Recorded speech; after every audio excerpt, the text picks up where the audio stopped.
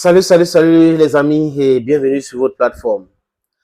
Le pape François a fait une sortie, les amis, et l'Église catholique romaine au Vatican a essayé d'expliquer encore la sortie du pape, mais le message était clair, les amis. Le message est clair et beaucoup de personnes ont compris ce message. Je dis encore, les gens peuvent décider librement de faire ce qu'ils veulent. C'est leur problème. Maintenant, quand ils veulent imposer ça à tout le monde, quand ils veulent imposer à tout le monde d'accepter cela et de pratiquer cela, c'est là où ça pose un problème énorme. Ça veut dire que si vous voulez manger du riz, si c'est bien pour vous, tant mieux. Pas le problème, mangez votre riz. Si on vous dit que le riz donne l'estomac et que vous dites que non, ça ne me dérange pas, j'aime le riz, simplement mangez votre riz. Mais quand vous commencez à imposer à tout le monde, donc les gens ont d'autres options, mais vous les imposez de manger le riz de force, ça pose un problème. Donc, ça veut dire qu'il y a un but inachevé, inavoué, je voulais dire, il y a quelque chose d'inavoué dans votre démarche. Et les gens vont commencer à se poser la question. Vous ne pouvez pas dire que les gens sont libres et en même temps les imposer des choses. Quand vous imposez ce que vous voulez, ça veut dire qu'il n'y a pas la liberté.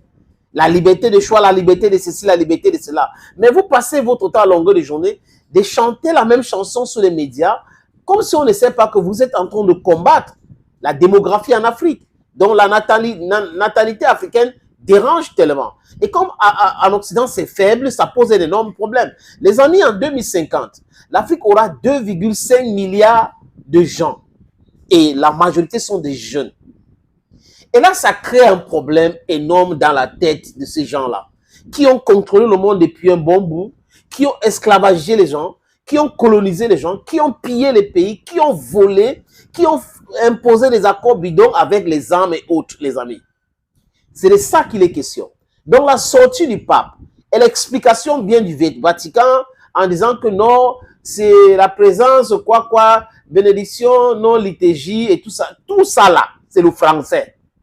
Ce que les gens ont compris, c'est que le pape a dit oui pour le mariage de Batoba Moussa. Comme dit mes frères Douala, que le pape a dit oui pour qu'on puisse bénir le mariage de Batoba Moussa. Mais n'oubliez pas, les amis, que l'Église catholique, je répète, que l'Église catholique a joué un rôle néfaste dans la colonisation et même l'esclavage. L'Église catholique a autorisé l'esclavage. Allez consulter les livres. L'Église a autorisé l'esclavage, a compris l'esclavage, a même expliqué l'esclavage, la traite négrière. Cette Église-là. Ah oui, on n'a pas oublié. C'est pour ça que je suis contre Patrice Talon quand il dit il faut oublier notre histoire, il faut avancer, oublier. Non, quand on oublie, on va nous imposer des choses. Il faut qu'on leur rappelle que voilà, vous avez fait ça, c'est passé hier, mais aujourd'hui, ça ne peut plus passer. C'est clair, c'est comme ça, c'est notre démarche. Si on oublie notre histoire, on n'existe pas. Let's just be serious with ourselves. If you forget about your history, if you don't know your history, then sorry. Then you don't know where you're coming from. And then you don't know where you're going to. We have a sense of direction. We know we are coming from afar. We've been battered, tortured, criminalized. They've committed genocide against us. Now what are we doing? We say, okay, that's history. But we know the history. And this is the direction we are taking now. Such things will never repeat themselves. That is what we are doing as Africans today, dear friends. That is what we are doing as Africans today.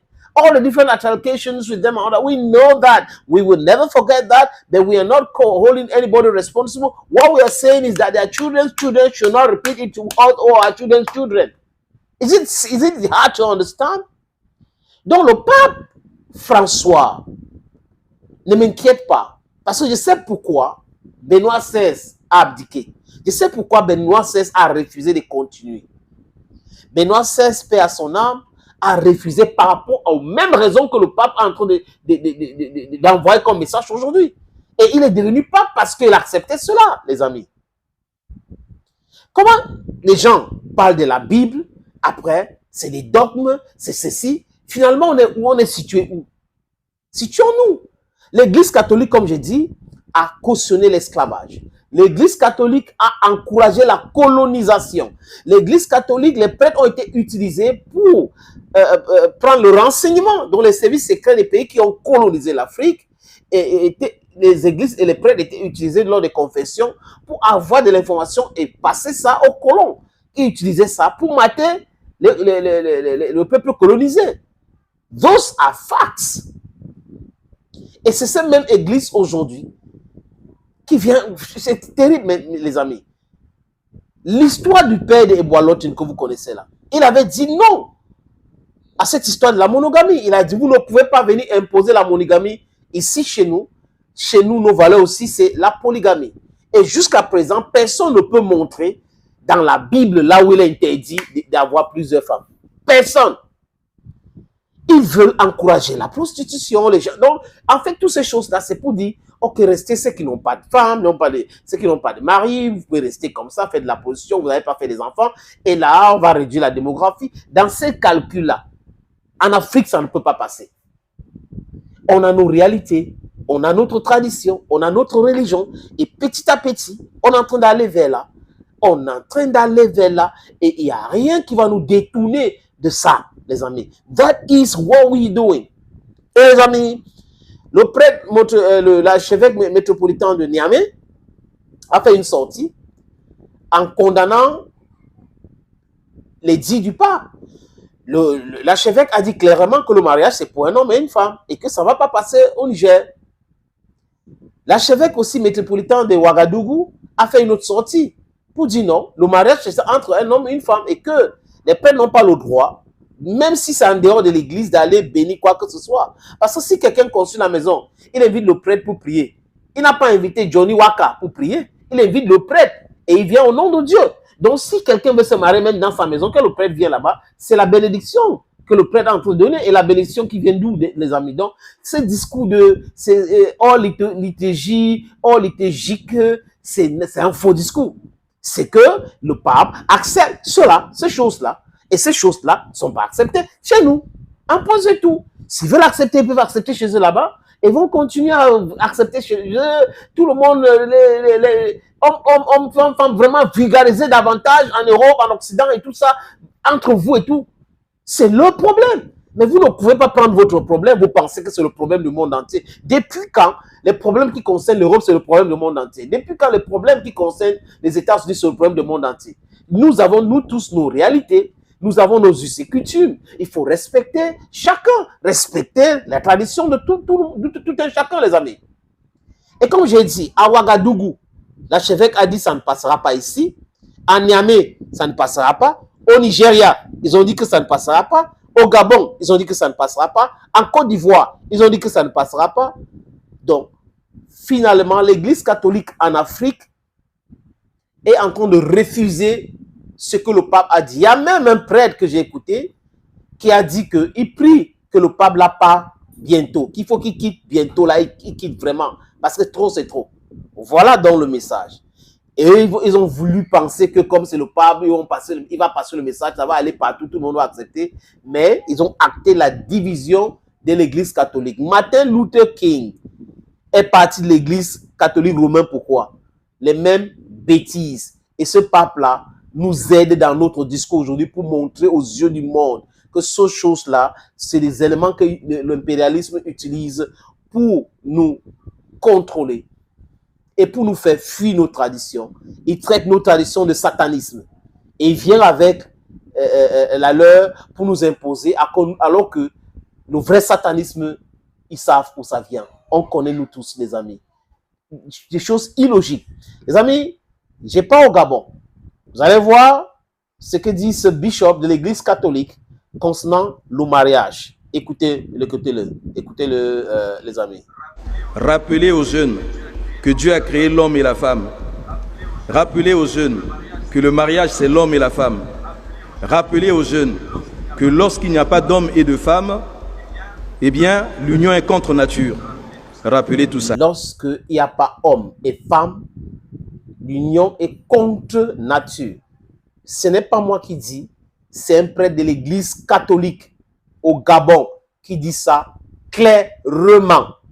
Donc les jeunes qui nous suivent doivent savoir que le mariage, c'est entre un homme et une femme. Je répète que le mariage, c'est entre un homme et une femme. Quoi que les lobbyistes, quoi que ce que les gens vont dire, restons droit dans nos bottes, ils ne vont jamais nous faire fléchir. Ils vont faire la promotion de ces choses-là dans leurs différents pays. C'est accepté là-bas, mais ici, ils ne vont pas nous imposer cela. Au nom de quoi, les gens qui se cachent dans la chambre pour faire les histoires vont se mettre devant la presse, la télé, pour nous imposer que comme nous faisons comme ça, tout le monde devrait faire comme ça. Parce que faire la promotion, c'est ça. Travailler l'esprit des gens pour dire que, ok, voilà comment il faut faire maintenant. Non, le peuple africain dit courageusement, non, ça ne nous ressemble pas, c'est pas notre truc. S'il y a des Africains qui le font, c'est leur problème. S'il y a des gens qui le font, c'est leur problème. Mais on ne peut pas accepter, vulgariser cela, on ne peut pas accepter faire de la communication, la promotion de ces choses-là. On ne peut pas, il y a des réalités de la vie qu'on ne va pas accepter cela, les amis. Je vous suggère encore, les amis, d'écouter la suite de sa sortie, ce prêtre gabonais. Monsieur le curé, nous là, dans l'église, nous sommes les derniers à pouvoir défendre non seulement la tradition, mais la bonne nouvelle de l'évangile. Nous sommes les derniers dans l'église, c'est lui qui le dit, cet archevêque, de pouvoir défendre la tradition, mais aussi ce que dit la Bible. Ah oui, nous devrons, les amis, contextualiser chaque fois qu'on a quelque chose. L'église contextualisée avec les réalités africaines.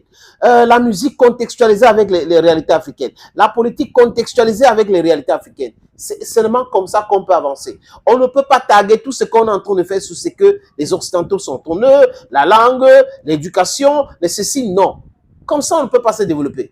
Si on ne contextualise pas. Les Chinois ont contextualisé les choses. Voilà où ils sont arrivés. Les Émiratis ont contextualisé, les Saoudiens, les Iraniens contextualisent, les Russes, les Indiens contextualisent. Regardez l'état de développement de ce pays-là. Tant qu'on ne va pas contextualiser ces différentes réalités, les amis, on sera perdu. On sera un no man's land. On fout tout. Où il y a on met. Après, on se relève. Après, bon, vous, votre... Désolé les amis, la réalité de votre vie c'est quoi? On est perdu. Oui, on est perdu parce que nos propres traditions, on les a abandonnées pour embrasser la tradition des autres. Thank you friends. Thank you again and bye bye.